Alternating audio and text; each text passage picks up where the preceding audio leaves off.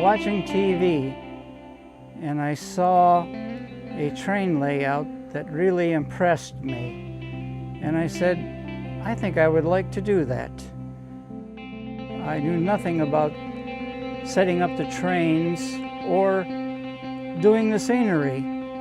The idea was to just build the scenery and then you can run the trains. Well, turns out I enjoyed the scenery a heck of a lot more than running the trains. For the better part of 6 years, 78-year-old Air Force veteran Jerry Tillinger spent his days in the basement, meticulously constructing a small town.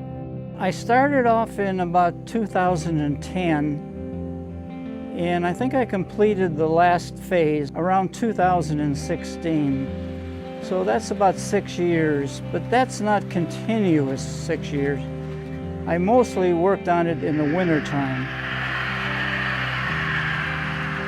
For Jerry, it's all in the details, but those details came at a price.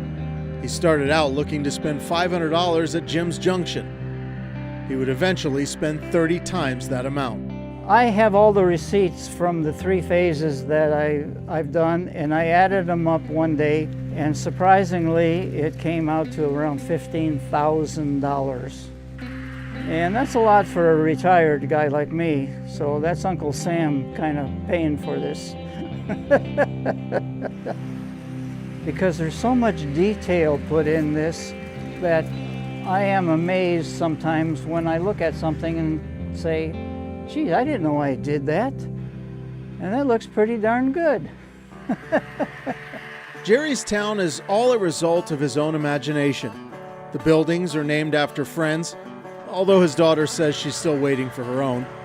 There's a ghost town and a cemetery, and there's Jerry's version of the Billings Airport, sitting atop the rims that are made of styrofoam and actual sandstone that Jerry himself has collected.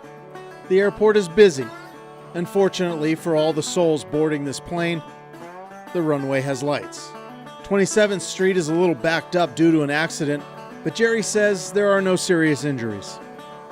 And for the train enthusiasts, they're usually on time, but not without its challenges. Did it again, there must be a problem over there. The most frustrating part is sometimes when you turn the system on, it doesn't work like it did the last time. There's little things like that that irk you every time you try to run the trains.